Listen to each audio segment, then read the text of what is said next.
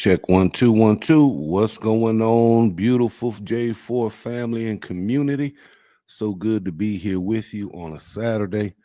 I hope you're enjoying your weekend, that you've did your weekend rhythm and vibe, that your coffee was just right, and that it's off to a great start. Still got a couple of days left. Got a couple of games, so I decided to go early today. We'll wait on a couple of folks to jump up in here. If you guys are joining in and you're willing, please let me know who's in the YouTube streets.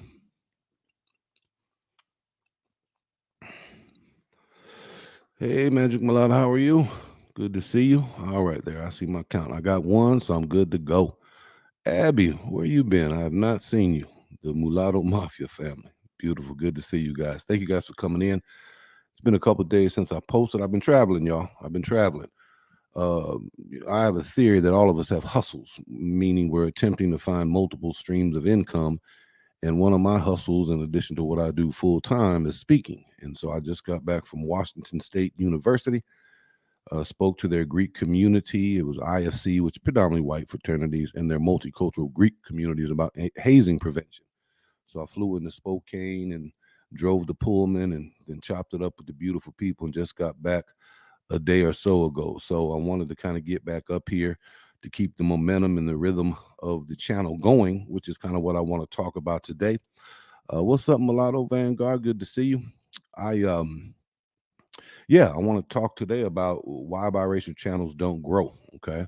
And that's being a bit sort of rhetorical. I know there's success channels out there, but in large part, if the content is exclusively biracially centered, if it's exclusively biracially centered, I've noticed that the growth is slow. It's incremental. And for those of us who are creators, perhaps we're in this space just to vibe, just to be productive, and speak to our passion points. But some of us might want to grow. So I want to just have a kind of a numerical conversation with the collective us about why that might be challenging. All right. And so I don't want to assume, you're looking to grow, whatever the case may be. And I don't in any way want to discourage folks from just pursuing the YouTube world from a space of personal exploration and outward gaining and joining in certain kind of communities. But for someone like myself, who's taking this on as a empty nest project, all my kids are 18 and above now, so they're going into their own lives. And what really fueled my time and day was basically, carting my children to their activities and whatnot. And as a father, I found great joy in the father space and the parent space, seeing them come of age and joining with them in that process. But since that is now, we're in chapter 2, whatever the case may be. Just had my birthday, big 5-5. And so, I want to kind of, play around here in the YouTube streets, but I do have ambitions and intentions to grow. And so I want to talk about the challenges and some of the dynamics related to that. There are very successful biracial content creators, but their content is not centered around being biracial. Right. That's to my point. If it is biracially centric, or maybe 75% biracially centric, there tends to be, a slower growth trajectory. Now, in the inverse, videos, biracial videos, they do pop, they do hit in the algorithm, in the virality of the content. I've seen many biracially centric videos really blow up and have significant numbers and viewership and subscriptions as a result of that. And a little bit later in the program, I'm going to show you one of mine, the most viewed one that I had, and kind of what it did numerically, just to give you a sense of what we're talking about. But what I haven't seen is biracial channels who are about 75-80% rooted within biracial content. I have not seen them sort of blow up, but I hope I'm wrong. In fact, if you know of channels that are biracially centric, please put them in the chat. That way you can go over there, check them out, see what they're doing, show them some love, but also take some example how they're staying rooted within a mixedness of biracialness, but yet are having some success. All right, so let's see what else we got here. Enjoy the time, Poppy. And so we are a Greek family. All right. I'm a member of Alpha Phi Alpha, historically Black Greek fraternity, in 1906, December 4th. All right. What is Magic talking about? Most biracial people don't see themselves as their own group or their own people. And we are told Black issues are not important, then our issues as biracial people So we care more about black issues. Yeah, that's a part of it, right? That's a part of it. In fact, those are the nuances of a numerical story that I'm going to tell you here in a moment. All right. So Mulata has an edit here, are more important, that black issues are more important than beautiful biracial communities. All right. So let's get into the numbers, y'all. Ice cold. Abby, what are you? Delta, aka what do you over there represent? Throw it in the chat. For those of y'all joining in, welcome. My name is AJ. I'm the moderator of J4 Conversations. Two fathers, two sons chopping it up about life, but it's taking a turn to exploring, musing in the biracial mulatto space. I myself am biracial. My mother's from France. My father's from New Orleans, a Creole cat. From all of my life, I've been black identifying and discovered that not all biracials do that in the modern era. And so it's fascinating to me. And so I'm sort of checking it out and been musing in this space a little bit over a year. Mulatto Vanguard. I prioritize mulatto voices and issues on my channel because a lot of us get lost in the sauce and our concerns are not addressed. Right, right. And tell me in the chat if you're willing. Do you want to grow? Do you want to have impact? Do you want to, get beyond, whatever the numbers are? Do you have aspirations? And if so, there's some things that we all collectively ought to think about because the growth pattern is hindered by some numerical realities. All right, so let's get to it. Let's get to it. Thank you guys for joining me. Why biracial channels don't grow, y'all? It's in the numbers. It's in the numbers. All right. So we're going to go macro to micro. All right. And just to give ourselves a benchmark, what do we think a viral channel, not video, a viral channel? What do we think the numerical, what is a viral number where we would, you would think your page is just popping? It's generating significant revenue. It has a lot of engagement. There's a lot of comments. There's a lot of healthy banter back and forth.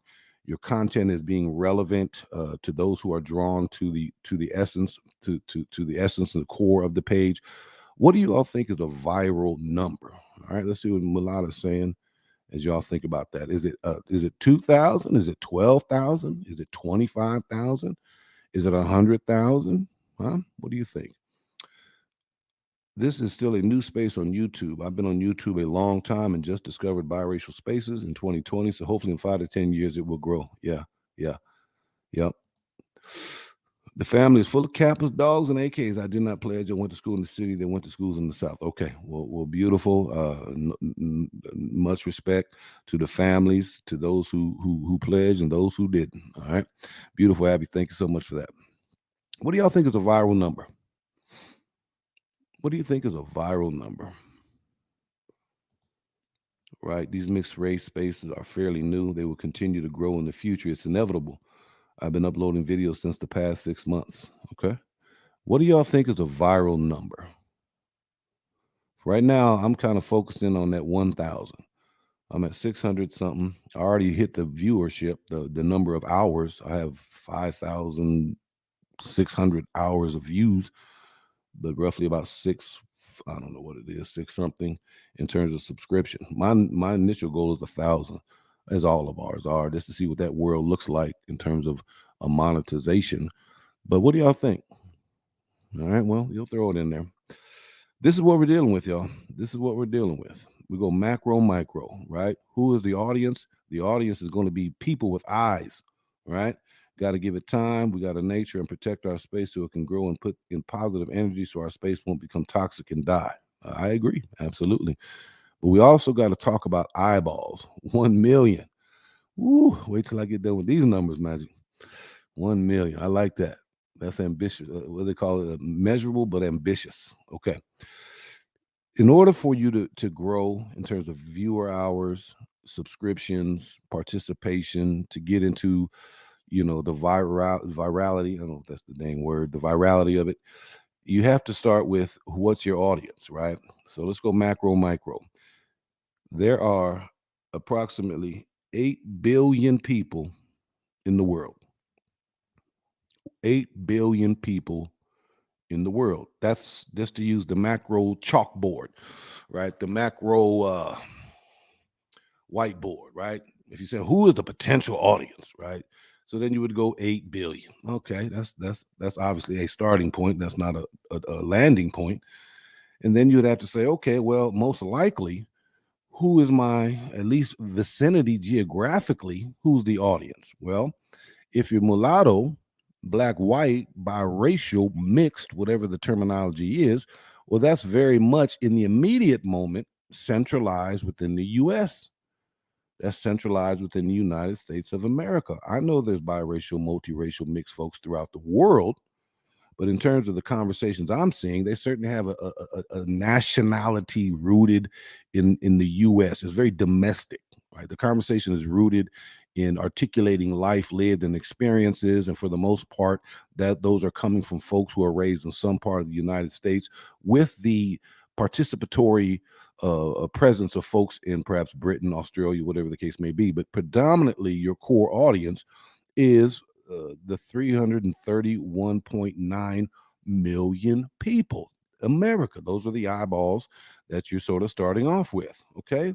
But that's not quite your target audience. It isn't all sort of folks who identify as US. Abby says, I'm trying to branch out beyond the US for sure. Okay. So Abby's getting into strategy. Okay. Y'all make note of that. Abby's getting into strategy. This is not a doom and gloom scenario. We're going to close it out. Well, is there hope? And then we can talk about, collectively and learn from each other about strategies to reach a broader audience. Because as we've talked about before, more and more biracial kids are being born. So inevitably your audience base will increase. But right now, beautiful family, in terms of 2 or more designations in the 2020 census, you're looking at 33.8 million. So all of a sudden, your potential audience went from 8 billion, nestles down into a country in the Americas, 33.1.9 million. Then it drops down into who has some semblance of what you are speaking to. 2 or more races, 33.8 million. But as I'm observing in the space, there's even some dynamic and some challenges and some narrowing that's further occurring because much of the conversation rooted in the mulatto-ness is articulating black, white. Black, white. A lot of socialists in Africa with connections to Italy. Okay, beautiful, beautiful. 2 or more races, 33.8 million, but that's not your core audience. What is the core audience? I finally found it, y'all. What do y'all think is the number of black, white configuration human beings in the United States? Get in the chat. Tell me what you think it is. I finally found it. I've been looking for it. Tell me what y'all think it is. Tell me the number of black, white human beings currently living in the United States in 2020. Tell me the number of human beings that have, hold on, let me show you, that have this particular configuration, right? That's my grandfather over there sitting down. That's my old man. That's my pops with the glasses on. That's me when I had hair holding my oldest daughter, Chantal, right? This configuration. How many human beings in the United States? Talk to me. I'm sure there's a delay in this thing. What do y'all think? 1 million? 5 million? Beautiful family. Thank you, Magic Malay. How many of y'all think? I have no idea. Right? We have no idea, but yet this is where our channel's centered towards. Right? If we're doing an advertisement study, we're doing an ethnography to understand, our audience and the potential for volume. All right. So we'll just go with Abby sort of representing. All right, check it out, y'all. Finally found it. Black and white, 3.1 million. 8 billion, 331.9 million. 2 or more races, somewhat in the ballpark, 33.8 million. But those of black and white, 3.1 million. And Magic Mulata says not much. Abby says not much. Mm. Mulatto. I have mulattoes who comment on my video from all around the world, right? That's part of strategy, y'all. That's part of strategy. But the core audience to understand the dynamics of a changing identity formation unique to the United States in relationship to an historical maternal cultural mother of blackness monoraciality that is very centrically rooted. And most of the comments comes from what we know, what we lived, and what we're putting out into the world, which we pull from our own experience. Other people can chime in. They are viable audiences. We got to. That's a part of the strategy. All right. I know at least a million of them. Let's talk about it. Let's talk about it, Mulata. Let's talk about it. Now, in all fairness, there could be other folks connected to the 3.1. For one, you might have allies. You might have folks who, from overseas who are chiming in, right? Right. And then you might have parents. To me, I'm a parent centric page. And so hopefully I got black dads with biracial kids, white moms with biracial kids, right? Even if you said, okay, let's say if you got 3.1 biracial kids, then they at least had two parents. So that's another 6 million, so then you're at whatever the math is on that, 10 million, 10 million, right? 10 million. That sounds a lot if it's in money. But in 8 billion, 33.1 million, many first and second generation Hispanics will identify as mulatto if given the choice on the census. Española History Channel, good to see you. Welcome back. Welcome back. Many first and second generation Hispanics will identify as mulatto if given that choice on the census. Okay. All right. Well, if that's the case, then would they be black and Hispanic? That would be interesting. And then do we as content creators have a sophistication to embrace, to speak relevantly, to connect, to embed, to belong, to bring in, or to include would be a better term. I'm not trying to be spatial oriented here, huh? Do we have the sophistication to do that, right? Is the common denominator black father and other race, or is it narrowly black father, black parent, white parent? Paul, what's good, Paul? Glad you're here, brother. I don't know if we've met, man. If this is your first time, welcome. Good to see you. The low numbers among biracials will be contributing factor to slow channel growth. That's my point, Paul. That's my point, Paul. And so, beautiful content creators, don't get frustrated. Don't get frustrated. This is going to be a long kind of dynamic unless we get more sophisticated, y'all. Paul, thank you so much.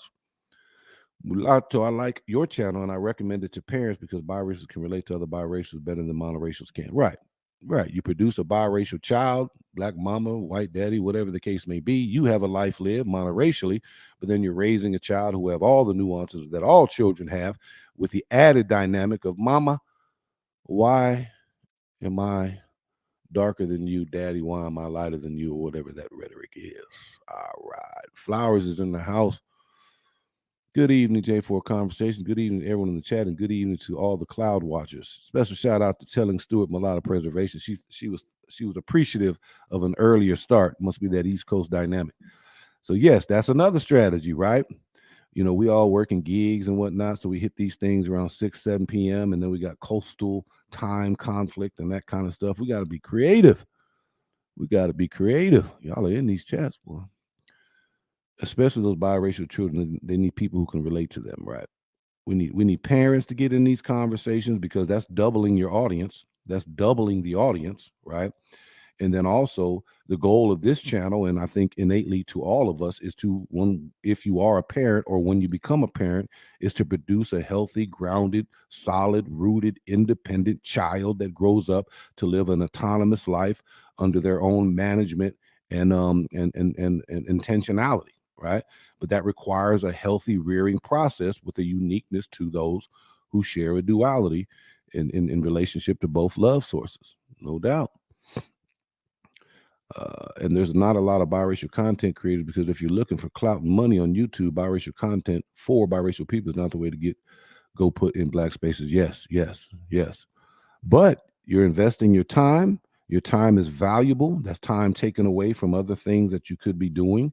And so at some point you want to have sort of a goal, and a goal of that could have impact, but also to sustain, or complement or bring in additional resources to your family, to your individual life. And if you want to then elevate to the highest level of if you want to shift from organization to institution, well, you got to fund some things. You got to pay for some things. You got to pay for some attorneys. You got to pay for some incorporation fees. You got to pay for some travel, whatever your issues might be. At some point, you got to fund your movement. That requires resources. Talking about biracial people goes viral all the time, right? Videos go viral. In fact, that's the why I'm over here. Videos go viral, but channels have challenges. Videos go viral. Videos have virality. Channels have challenges. Channels have challenges. I like that. All right, shouting out Abby, the Mulatto Mafia. Osei, what's good, brother? I also highlighted your channel on my platform. Thank you so much. By that, I mean there's a part in there where you can highlight channels, and Jose has put J4 Conversations there. Brother, I appreciate that. Thank you so much. Thank you. Thank you so much. All right. We'll get a couple more chats and then we'll continue on. Right, for monoracial black people to talk about biracial people, it goes viral. Yeah. But observe it, watch it. What can you take from it? What can you learn from it? I get the feeling black YouTube's favors conflict too. I get the feeling a lot of YouTubers favor conflict. All right. Right. But when we talk about things from our perspective for biracial audience, it doesn't go viral. Yeah. Yeah. Right. And if it doesn't work, what do? We can give up. Right. If it doesn't go viral, we can simply give up. We can wash our hands of it. We can get frustrated. Right. We can put the solution out there beyond our control, which is to become passive, which is to become inactive, right? Or we can learn lessons. We can learn lessons, and then we can lift each other up. We can encourage. There was a time where I'd stop posting. I'd stop posting, and I stopped posting at the biggest time when I should have been posting, which is December. People are home, right? For some reason, the content wasn't coming to me. It was holidays, did some traveling. It kind of got away from me. But hey, all of a sudden, Mulatto Vanguard reaches out. Hey, brother, what you doing, man? I ain't seen you post. Encouragement, right? A couple days later, in the comment section, Magic Mulatto reaches out. Hey, I haven't seen no content from you lately, right? And I said, oh man, that kind of lifted me up, and got me back into the space. I'm still not frequent and regular with it, but encouraging each other, right? But also learning, right? Every experience teaches us what to continue and what to rearrange. Every experience teaches us what to continue and what to rearrange. That's a process of doing, then evaluating, strategizing, and reinitiating, right? Doing, evaluating, re-strategizing, and reinitiating, right? That's a process that we need to perpetually be in, right? But when we talk, okay, where are we at? Y'all are getting ahead of me on the train.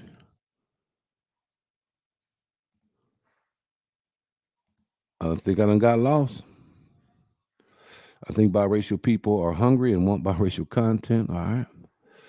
Now I'll leave your mark. Viral can come at any time. Boom. Let's talk to them. Right. Tell us the whole white mom or biracial kids are racist narrative is always talked about and going viral. All right. Please hit the like button as you enter. Yes. Thank you. Thank you. Now, folks have different personalities, right? Some folks have no shame in their promotion game, right? Some folks tend by nature be a bit more humble or don't quite know how to do that. So if your strength is cross promotion, if your strength is advocacy for self and others, then do that, right? So yeah, follow Jose's recommendation. Please hit the like button as you enter. Re-strategize, but mission stays the same.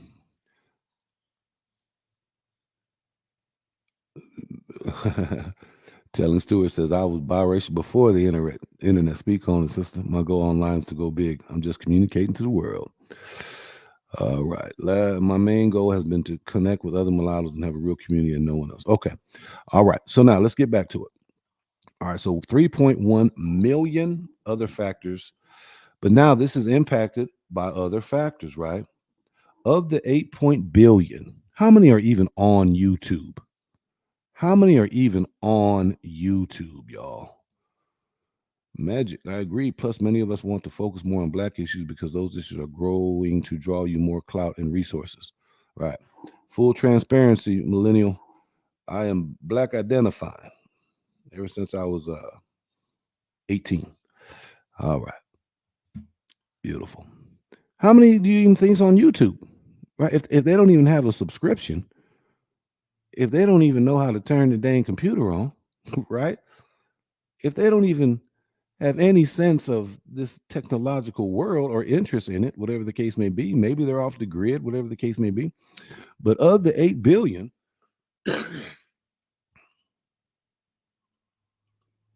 YouTube has more than 2.6 billion active users as of 2023 worldwide. YouTube has 2.6 billion, one-fourth, a little bit over one-fourth of the world is in this platform. But the inverse of that is three-fourths of the world are not. Three-fourths of the world don't even have YouTube, not even getting into technology, internet, those kind of things. My strategy is to focus as much as I can on content and stop getting distracted by petty beef and drama that people use as a marketing strategy, but I don't think it's too for our space. Right. And how long can beef or conflict sustain itself? How long can that sustain itself? It'll create initial energy. It'll create onlookers and people who like that kind of salaciousness, right? But to what extent does it grow, right? Does it create a committed audience? There's value in edutainment, education coupled with entertainment. I understand that. But at some point, a person would just age out of that, or they would have seen it, and it's almost like a rerun to them, and they just move on. I'm with you, man. We don't need drama to grow our space. Why with the men is different. With the identity thing, men don't have to deal with beauty politics as well. Abby, you saying we ain't pretty? We ain't handsome? You're right, though. You're right. All right. If y'all are enjoying the content, please let me know. All right. In the U.S., y'all, which is the core audience, not the exclusive audience, 247 million people in the U.S., or 74% of the U.S. population, is on YouTube. 26%, or one-fourth, are not. All right, are not. So again, what is the beginning point? What is the audience that you start from? And then you start dissecting it and cutting it by different variables, and your numbers just become increasingly smaller and smaller and smaller. Add it up, y'all. Add it up.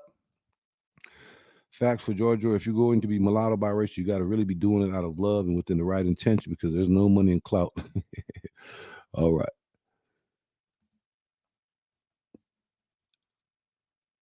So what are the other factors? What are the other factors? Even if they are biracial or mulatto, do they even care about the subject matter? Do they even care about the subject matter? Beautiful family in the boxes, content creators. The numbers are just getting narrower and narrower and narrower. And then if you do narrow it into the captive audience, let's say it's 3.1, maybe say 5 million, because you got allies and parents involved in that. Some percentage of that 5 million doesn't even have YouTube's, not even thinking about it, don't give a dang about it, right? But then you have to say, they look at your title, they look at your thumbnail, and do they even care? Do they even care, y'all?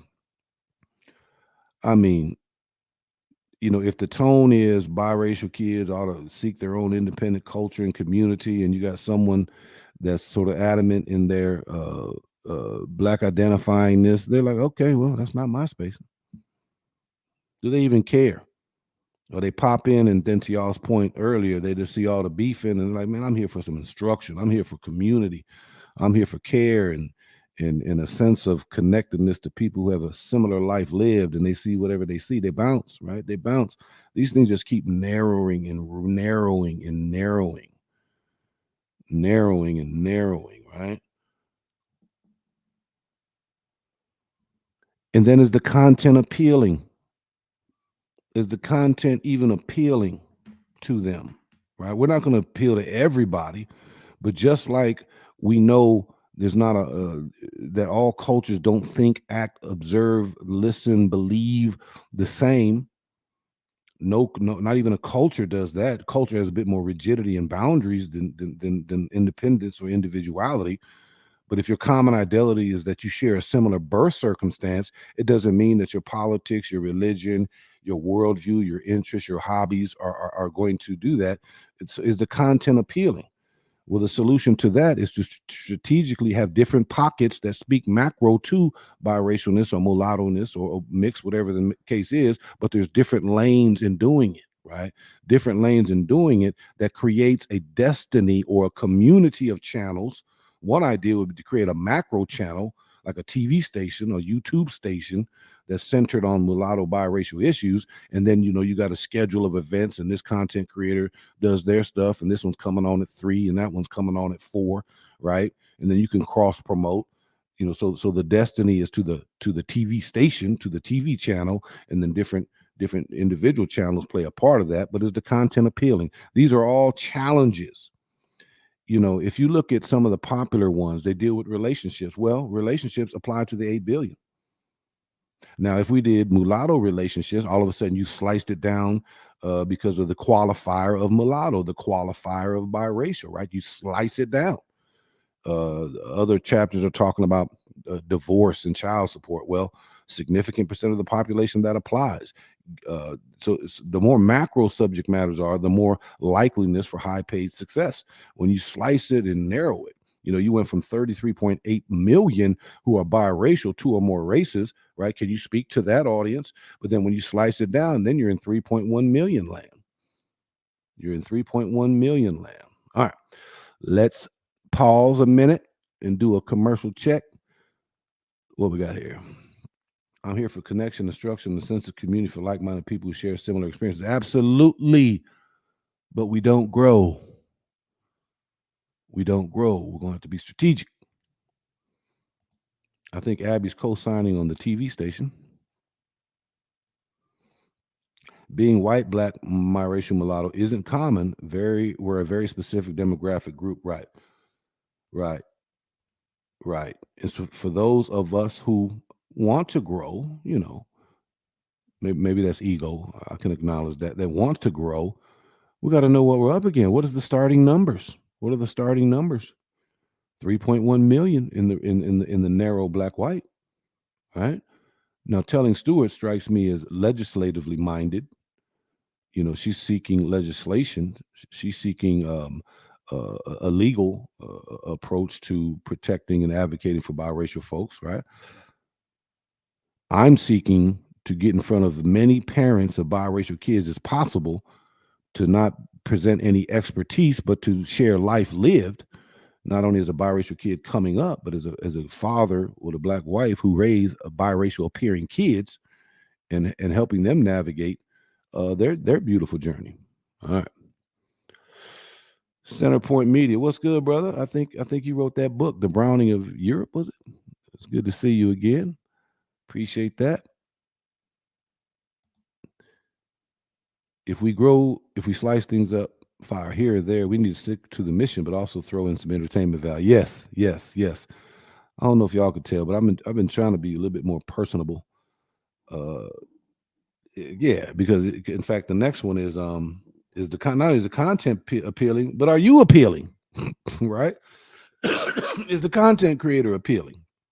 We all got our quirks. We all got our levels of charisma, some more than others. We all got in fact, in most, I'm not jabbing at y'all. Don't get mad at me here. I'm not jabbing at y'all. But most times they don't even see you.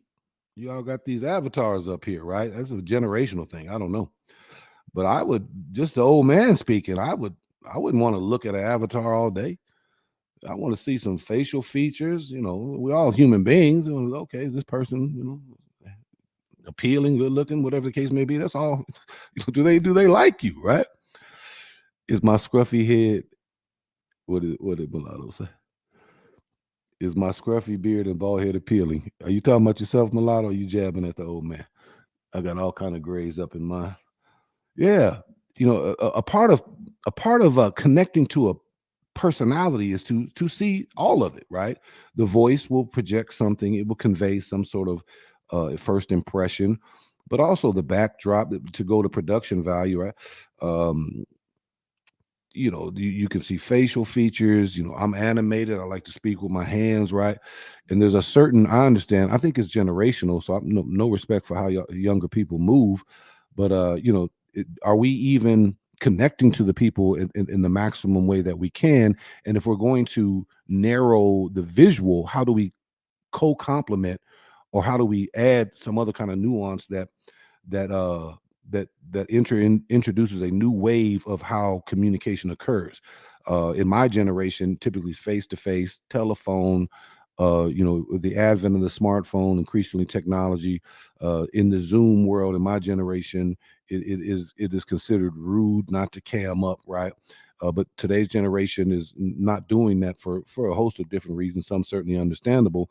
So, well, then, what do you replace in the absence of the image reflection, the image observation, in absence of that, right? Or do you just take that out, one less communication method, and just roll with it? I don't know.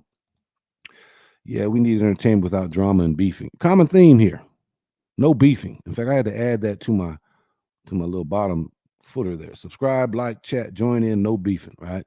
Don't want it. Center Point Media, fire. Magic Mulata, yes. Cam up, and then there's an arrow up. I think that means someone up in the earlier chat. Cam up. All right. Oh, my Ukraine student said me and you look alike, AJ. All right. All light skins look alike. You know what they say. All y'all biracials look alike. My channel was started with me on camera. I have zero idea how to make an avatar screen. You're right. Now, Telling has always been on camera. She's on camera when she chops and when she gets on panels, right? But that might be generational, right? I'm 55. I don't know how old Telling is. I'm not asking, but I just it might be generational.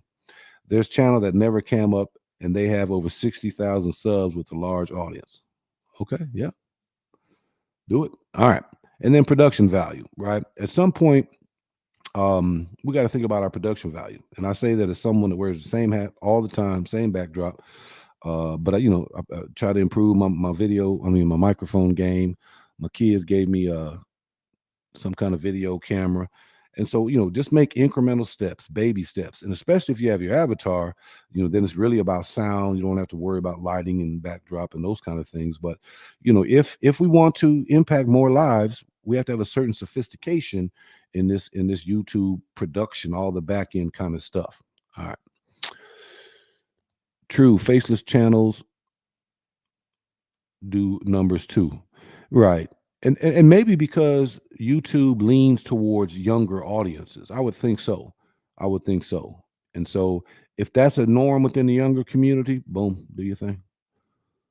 Because they are saying is interesting. All right. Yeah, I imagine if you don't see family faces and you're not distracted by that, then you focus more on the language. Okay. All right. So what I want to do is finish up here, and then if we have some time, maybe open up the chat for some folks to come up. And then also the folks that are there, right now, there's 19 people in this conversation per the number in StreamYard. And then looks like about 8 of y'all are contributing. So there's another set of beautiful 12 folks who are just observing. Welcome. You're welcome. I appreciate that. But in order for us to have energy, the algorithm picks up on likes. It picks up on shares. It picks up on comments, and it picks up on likes, shares, comments, and then of course subscriptions. So if a particular video has high energy, right, then the algorithm notifies us, okay, people are interested in this, let me recommend it to other kinds of people. And so not only does the content creator have responsibility, but we as so-called community we can help each other out by what we do and what kind of energy we give to complementary content creators and their channels and their videos and their pages, so that these things get traction. All right. So what I want to do now is just give you a snapshot. Give you a snapshot of the video I did that went viral, if that's cool. Okay. So in November 21st, now mind you, prior to this time, we weren't doing any biracial stuff. It was just all parents, right? Purchasing a home for beginners. You can see. Where's the dang thing? Yeah. Hold on. Y'all work with me.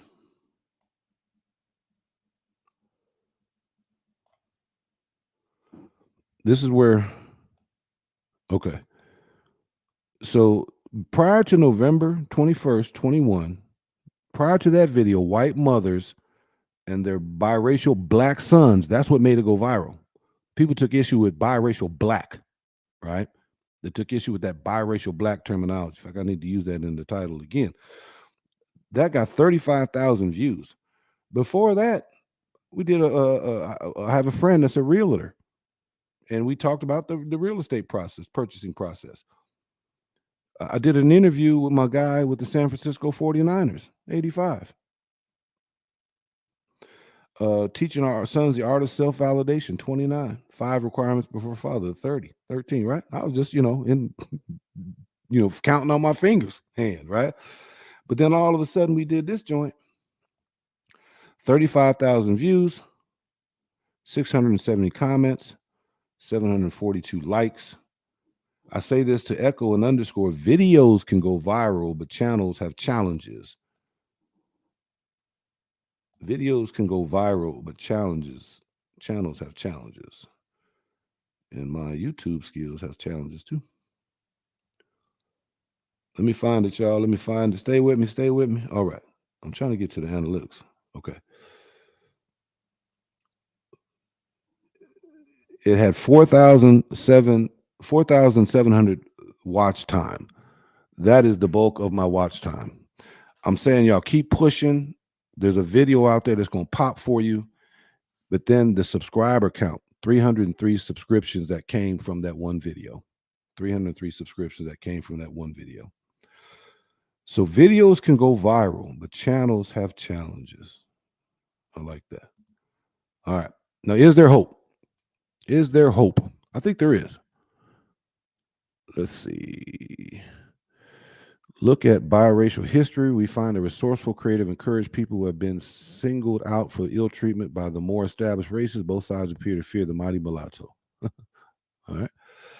Yeah, and this is how me and Mulatto came. This is how we got connected. And we've since done collaborations. He's definitely been a wonderful advocate for some work we're doing over here. And he's built on the 9 criteria, and he's extrapolating that and putting his own twist on it, which means he's leveraging content that he discovered here to enhance and build out some of his own content, right? And that's wonderful, right? We ought to sort of piggyback off of each other, give proper recognition, of course. But if we see an ideal that one content creator did that we want to put a spin on or another nuance, I think that ought to be permissible. And you all have my full permission. If there's anything I said that you want to spin off of or contradict or argue against or provide an alternative perspective, please do. Please do. So is there hope? Yes, there is hope. In fact, Mulatto Vanguard turned me on to a young lady named Mecca Mulata Mermaid who has over 12,000 subscribers. Now, her page seems to lean heavily biracial, but it also has other kinds of things that I think are, kind of consistent with her age set. But it can be done, right? It can be done, but there's some numerical odds against us. And knowing is at least helpful as a precursor to continuous strategy, should that be of your interest. All right. Keep pushing.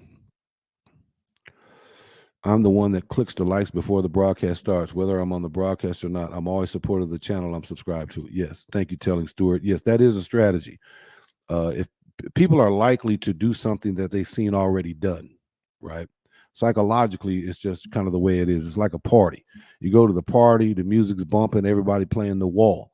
But then you take that courageous, don't give a damn kind of person, human, beautiful personality, and they get out there and they start moving, and all of a sudden, boom. All of a sudden, it's just boom, boom, boom, boom, boom, right? But it takes that one, right? All these are just wonderful strategies. Wonderful strategies. Yes, absolutely. We should be inspiring each other. I agree. Mulatto always recommend the channel to parents. Beautiful. People like the Hodge twins and Elliott House have well over 800,000 followers. Okay, so that might be another hell of an example. Are they biracially centric? And if you all know, in fact, two things. If you all know of channels that are great examples, please put them in the chat. And if you have a channel, feel free to also put that in the chat. A little cross promotion action here.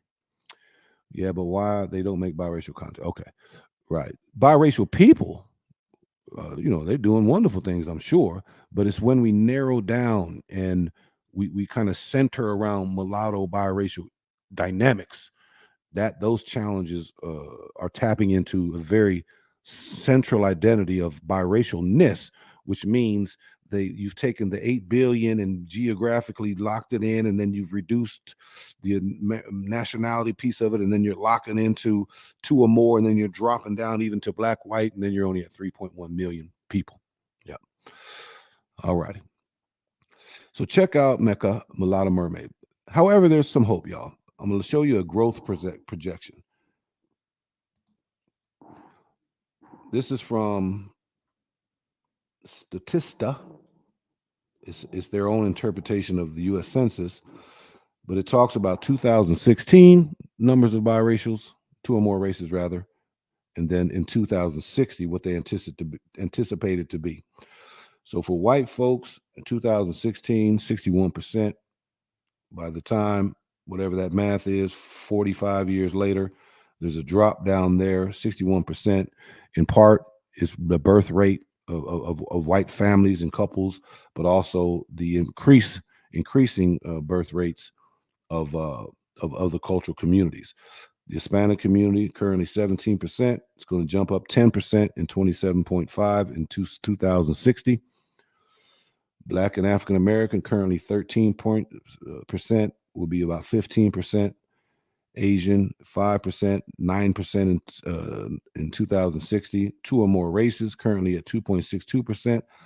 This is 2016. This is a little inconsistent with other data sets I've seen, unless in 4 years you just saw tremendous recalculation of the data, because 10% of people are two or more races in the U.S. now, and then that'll increase almost threefold in 2060.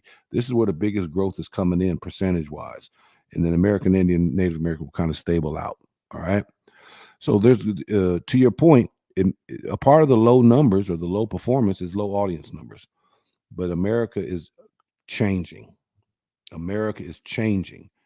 Right now, black-white configuration is not the largest number of biracial configurations, but if you look at under 18, it is.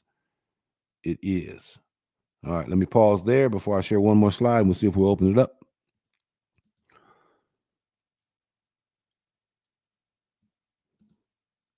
Yep, they don't really have much race-centric qualities at all. They probably wouldn't be where they are if they did. Okay. Amala Ekponobi, okay, I think I've seen her recently, is a proud biracial young lady with over 700 subs, but her content is not about biracial issues. Yeah. Which maybe is something about us, right? How do you do, a 60-40, something like that, right?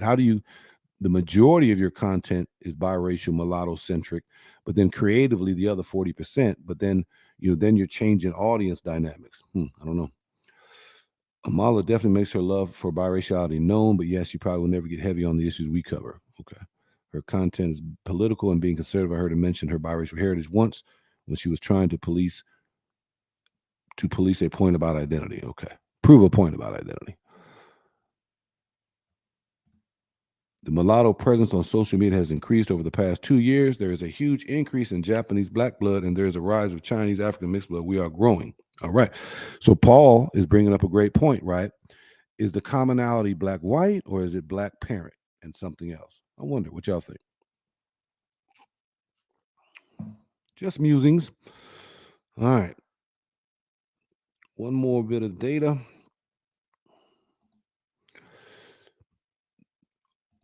If y'all can see that. So this is interesting. In 20, this is black or African American in combination. Those are the three experiences: black alone or in combination. Grew by 88.7% since 10. In 2020, black or African American alone, 41 million, accounted for 12% of the population, compared with 38 million in the previous decade.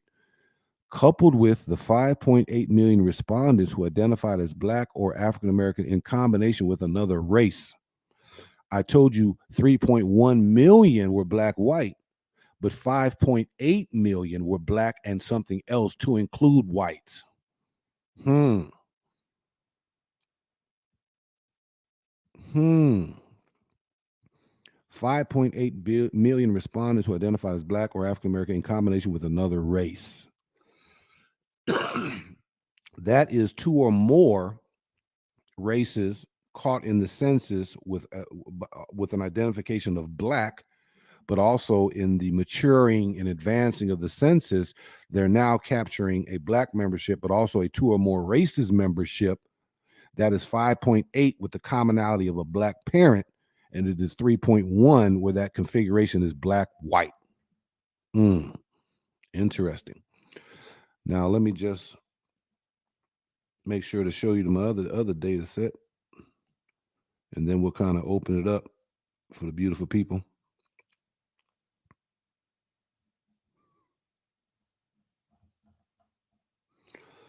Come on, find it. Yep, there it is. The largest combination in 2020 were white and some other race, white and American Indian, 4 million, white and black or African American, 3.1 million. I got data, y'all. I got data. All right. Let's get off this. Let's go here. Let's copy.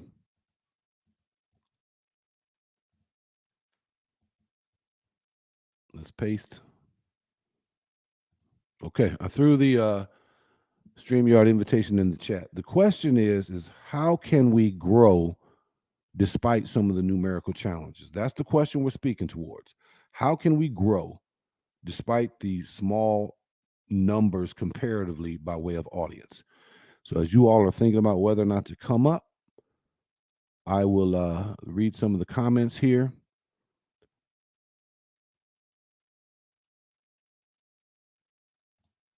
Jose has, I have two channels now, Uncommon Sense with Jose Negron and the Golden Sphere Folk.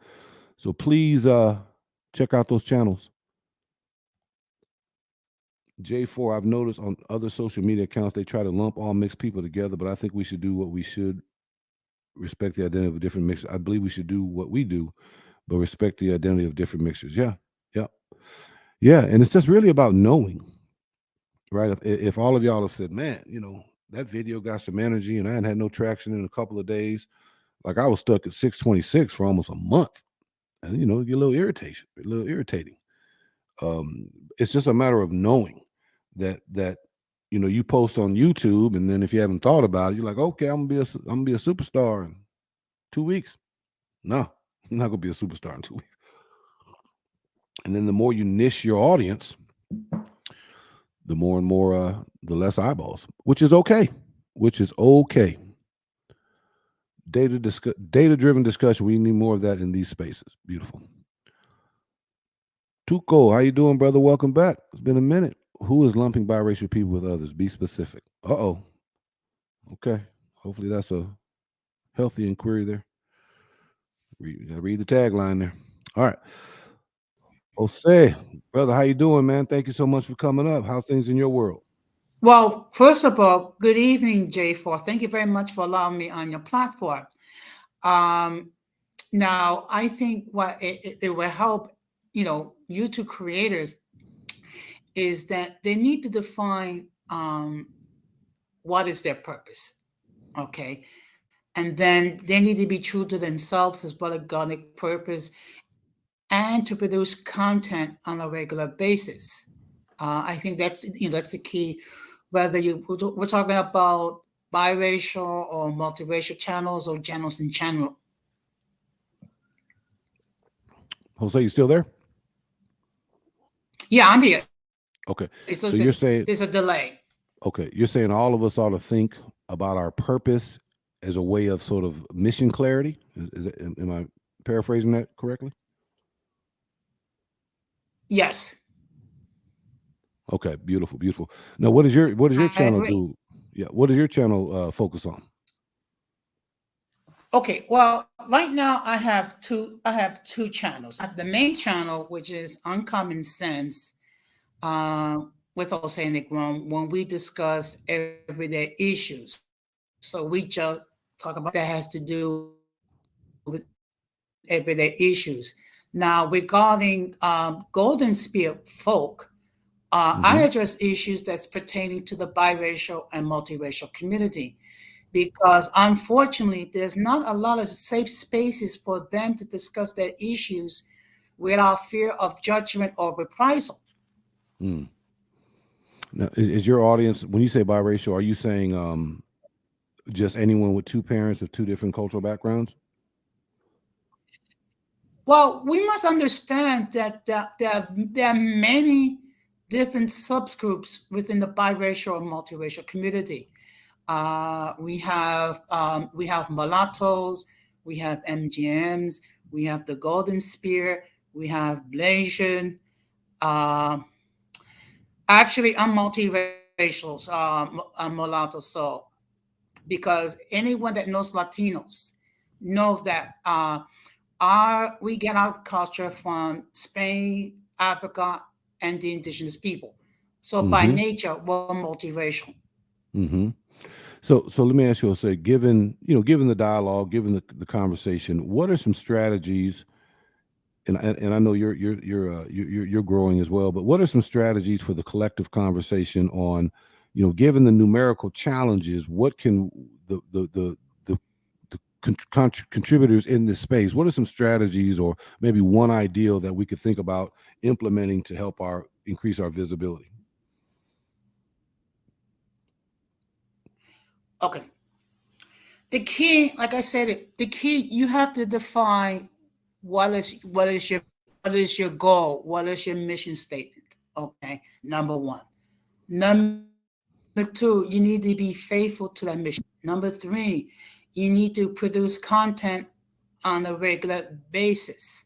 Mm. Also, you need to bear in mind that sooner or later you're gonna have haters, you're gonna have detractors because there's gonna be people who do not share your vision, and it could come from any source. So what you need to do is just disregard the haters and be focused on what is your goal. No, I think those are excellent words. That's what I want to do today is just kind of get some strategy. But you're right. If you start off something before you even enter into the space, before you have a sense of its rhythm, its culture, its robustness, its limitedness, whatever the case may be, you have an ideal, and that's typically ambitious. But yeah, we were very centered on parenting, teaching competencies to 18-year-old sons who are going into adulthood. Now we got rearranged, right? We got rearranged, so we need to have a nimbleness, a flexibleness. But I do agree, Jose. If we are firm in our purpose, why we're investing this time and energy, so when things come from left or unexpected or could potentially derail us, the more rooted in our purpose and mission clarity is, the better we are able to stay focused. Because yes, sometimes emotion can get detached, that can derail you. Sometimes you don't want to go out into these YouTube streets if you think you're going to get berated, right?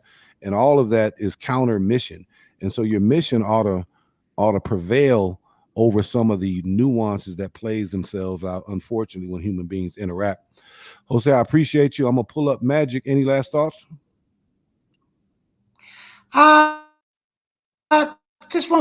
Just one more thing. Another thing that will help is you need to develop a thick skin. because you are going to be dealing with haters for whatever reason. It's going to be either haters because of your content, or it's going to be haters because of the people that you choose to associate. And let me make this perfectly clear: each YouTube creator has 100% authority on how to govern their content. And then once that's done, sooner or later, your platforms will grow. So what I'm going to do is I'm going to leave. I'm going to pass the mic to whoever wishes to appear. And again, thank you very much for allowing me on your platform. Jose, thank you so much, and for also putting me up on your channel. Truly appreciate that, brother. But excellent last words. Thick skin, absolutely. Thank you, Jose. No, All right, thank you. Take care. all right, brother. Hi, Magic Mulata, how are Jason. you? How you doing? I'm doing Thanks for wonderful. letting How? me up here. I Yeah, love no. what Jose said about keeping focus because that's what I wanted to say. I want to say my strategy would be focus, faith, endurance, and patience. Like that's the four qualities that we need to build right Focus, now. faith, Faith, endurance. endurance, and patience. Those are some of the qualities we need. We need a and belief. Like we need to really believe that we could really do this. We could actually, because if you lose faith and belief, then you're going to be demotivated and not want to keep going, right? Because I've lost motivation a lot too. I've Hmm. sat here and questioned myself, like, should I keep doing this? Is it worth it? Mm-hmm. I've done that, but it takes endurance. Like it really does take endurance. This is hard. It's really hard. I ain't gonna lie. It's Mm-hmm. hard. It's not easy to do this, right? Well, two But things. yeah.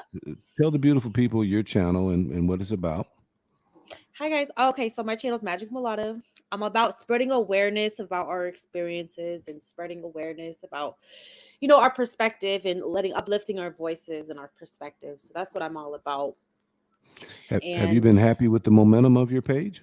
Does it yeah, seem like I'm good actually energy? really happy. That's another strategy I wanted to talk about. I want to talk about taking care of the community we do have and Mm, the supporters we do have because it's like it can be so easy. Oh, I want a million subscribers. I want all these people.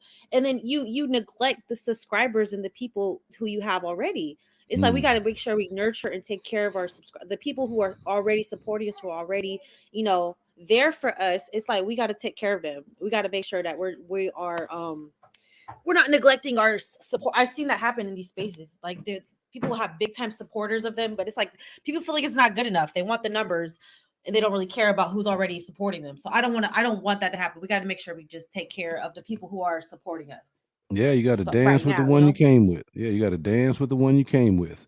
you got to If dance with the ones you came with. I like that. I never heard that. yeah, I like that one.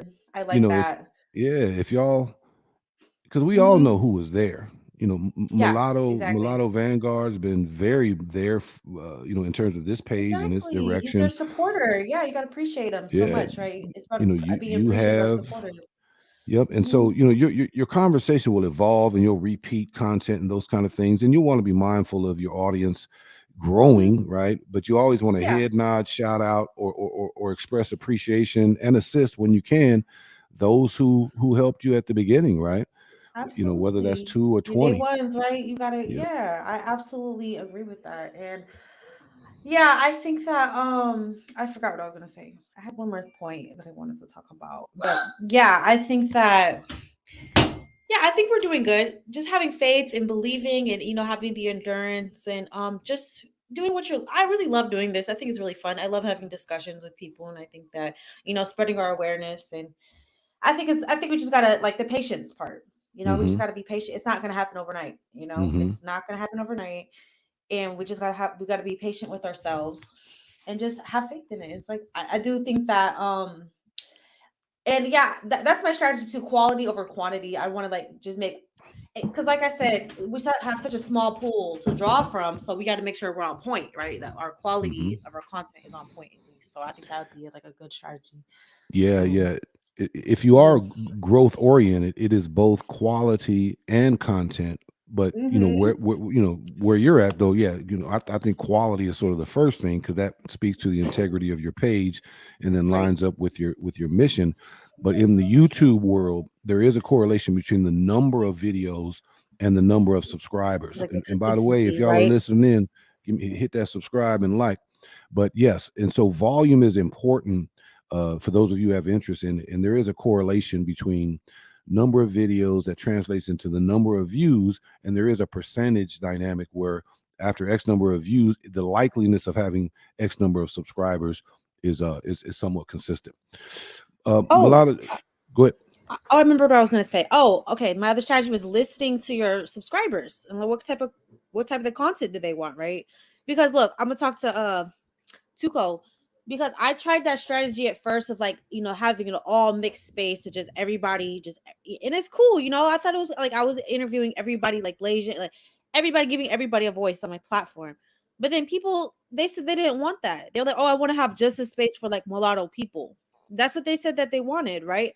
And I'm like, okay, Hmm. I gotta listen to you guys because I'm in service to you guys. I'm supposed to be using my platform in service to like, our people, right? So that's kind of where I was like, all right, I gotta listen to my subscribers and what they want. So I kind of had to like, I want to cater to specifically mulatto people. That's who I want to specifically cater to. And then I support like, if somebody else is like any other mixture of people, I definitely support them having their own voice, their own channel, their own. I million% right. You Yeah, know, but that's what people want. They want channels that are specific to their own specific mixture. So yeah, that's why I'm like, all right, I'll do that. That's totally cool with me. I'm fine yep, with that. It's more being more exclusive, I guess. yep, That's what people wanted. So yeah. I'm like, And all right. as long as we know, right? As long as we slicing and dicing, and you realize your growth, the pace of it, frustrating or not, is a result of your starting base. And if you know that, that can temper you in terms of what your expectations are. It doesn't mean that you don't, continue to creatively think about. But yeah, I do think it's important we value what our subscribers are asking or recommending, and then if it's within our grand scale and focus, we try it.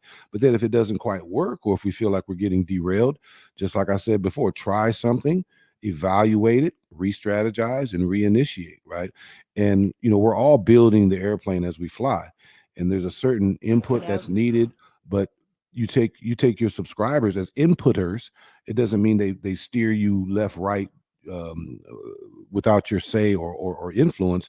We ultimately have the choice and the decision.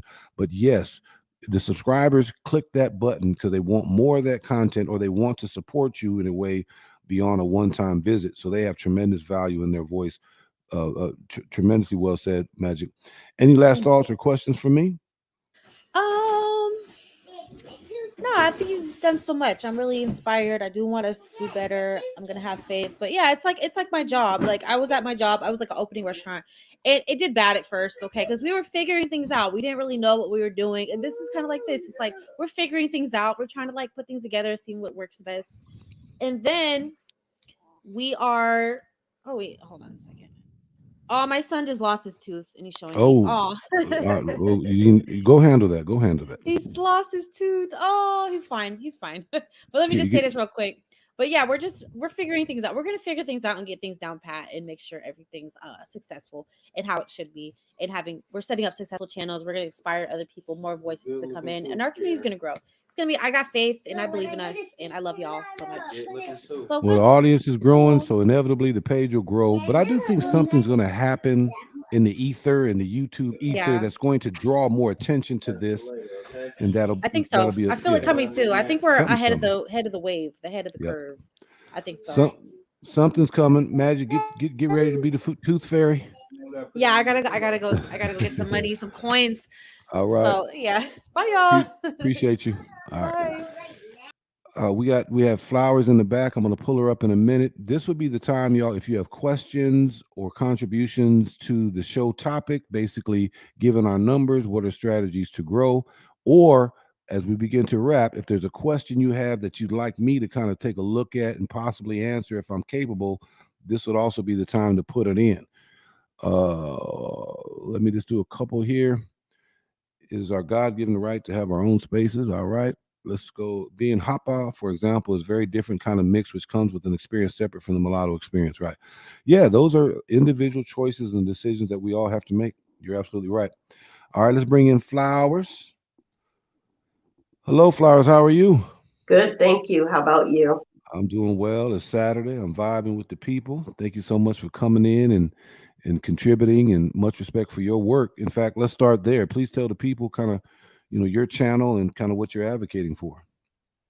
My channel is just a social media window to the world. I started with cartomancy, and I just built it from there. And when I was satisfied with a humble community, natural, organic numbers, I didn't purchase any numbers or anything.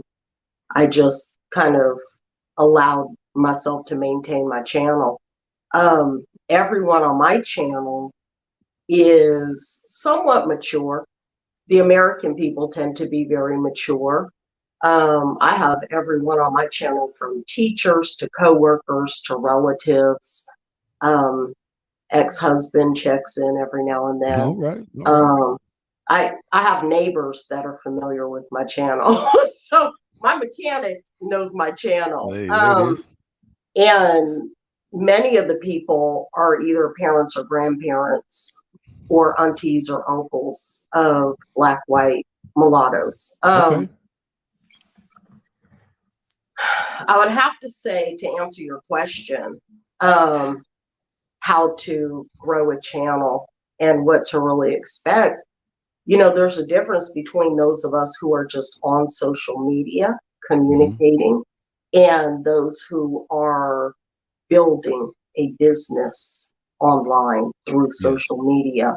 Right. And for people who really want to market their topics, they're going to have to produce their channel as they would any business. And I know for me, I'm just basically just relating to people. And that's kind of the best method for me. I'm really more so focused so far as the white, Black, biracial, mulatto experience.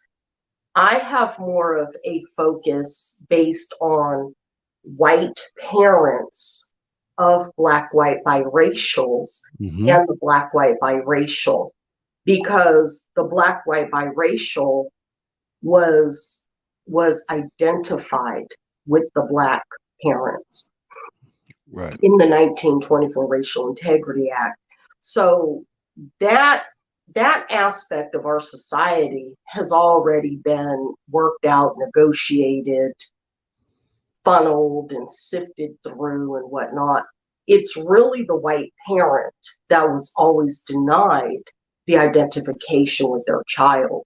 Because you have these white mothers and white fathers that always had to say, my child is Black.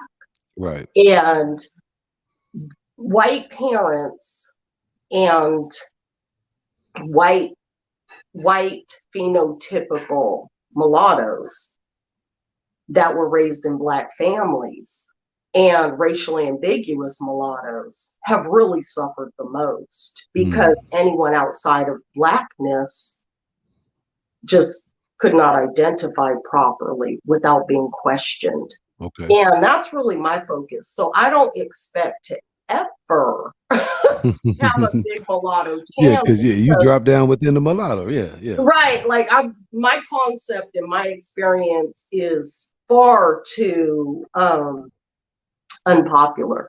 People want the hip hip hurrah. They want the experience of, how many people pulled your hair in high school, and how hard did you go in for the community? So I didn't really have that experience. So that's really what people want. They want that hype. And I'm not here for it. I didn't raise my family in the hype. And I just kind of dip out to the Muslim scene where all North Africa, all South America, all Asia is very similar to me. So I just kind of like, I go get in where I fit in. And I tend to be very, extremely patriotic.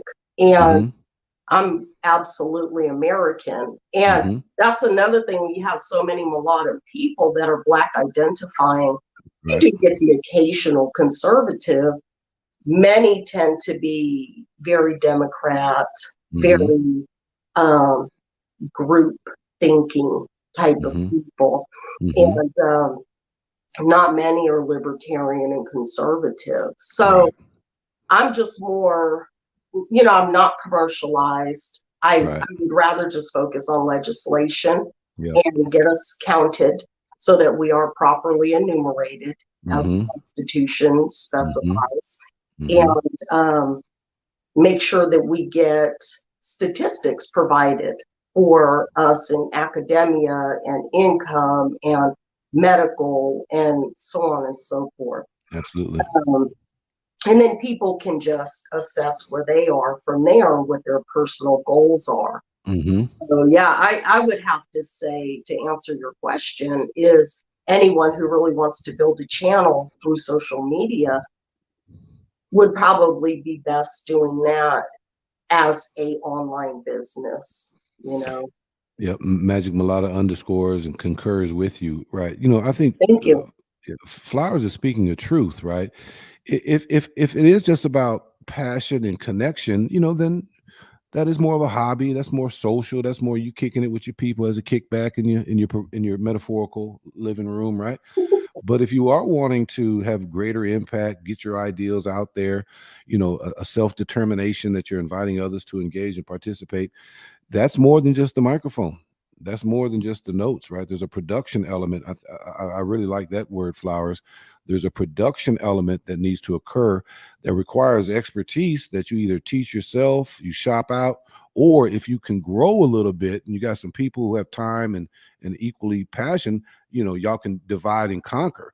I think I've been seeing that in some pages where you got moderators playing a role, you got some filming going on, different ways and using the background images. So, the one thing about community has action, and community has sort of give and take. And as long as it can be yin yang, fair, right, not one sided, then I think that's a part of the growth strategy. The production value Flowers hits us with. Flowers, before I kind of get ready to wrap this thing up, do you have any question for me broadly? No, thank you. Thank you for making yourself present and just doing what you do. It's Hey, far more than what I do. So no, thank no, you. no, no. I haven't hit the lobbying, level yet. But Flowers, much respect for your current work, Thank and you. for someone that's always honored your own identity, generationally. That took a courage that many of us didn't have. So A thank you. courage, and it took some L's too. Yeah, yeah, yeah. But the beautiful young people today. In fact, I'll close out with that, my little closing monologue. But Flowers, thank you for coming up. Really Thank appreciate you. you. All right. Good evening. All right, we're going to end there with Flowers. I'm not seeing any questions specifically. Successful mulattoes on YouTube are primarily conservatives. Yeah, as more and more people get to these microphones, you're going to see a challenging of what historically have been group think or group behavior, right? The mulattoes in the building. Abby still rolling with us. Love you, Flowers, yeah. And then Black Masters see the yin yang and symbol of Satan, suggesting that we must all have evil in us. All right. Appreciate that. So my last thoughts. To me, it's important, whether small or large, that this space continues to practice trial and error and assert itself out there. I would agree with what's been said before. I think the beefing is stalling things in some regard. And I would hope once the beef has got out of you that you move on to some chicken. That metaphorically speaking, but continue to do your work, stay on your passion. As I've said a number of times, I am biracial by birth, but I'm black identifying. However, I acknowledge the growth, the increasing number of beautiful young folks who will come from two or more race parents, and the largest percentage of that being black, white. It's fascinating to me, the young people and others who are doing what my generation did not do, did not have the courage to do. And that was to refuse to in any way compromise or reject either love source. To me, this will have longevity because it is an act essentially of love. Young people today have probably felt some kind of way about having to silence or stifle their holistic self, their one self that is both black, white. But to me, it is It is a self-standing, what they say, 10 toes down, amongst all kind of peer nuance, that I am in no way going to act and move and represent myself that does not acknowledge all of my love sources, my mother and my father, right? To me, that is the essence of all that. That's what to me makes this make sense. And I'm also fascinated from a social anthropological perspective of a group of people who are bold enough, courageous enough, and have the gall to attempt to create something. But as I always say, as you move, once you move, thank you. What does Mulatto say? Once the beef is gone, move on to some chicken. Yeah, I tell you, Mulatto, I had to be a little bit more entertaining. But hey, however y'all move, and if you're transitioning from an historical maternal culture, please do so with a loving head nod and a gracefulness that maintains harmonious relationships with the beautiful blackness that is you, the beautiful whiteness that is you, the beautiful wholeness that is you, that is both black and white. On behalf of J4 Conversations, love, love, love. Truly appreciate y'all coming through. Subscribe, like, tell a friend. When I go up, y'all come back in. Love.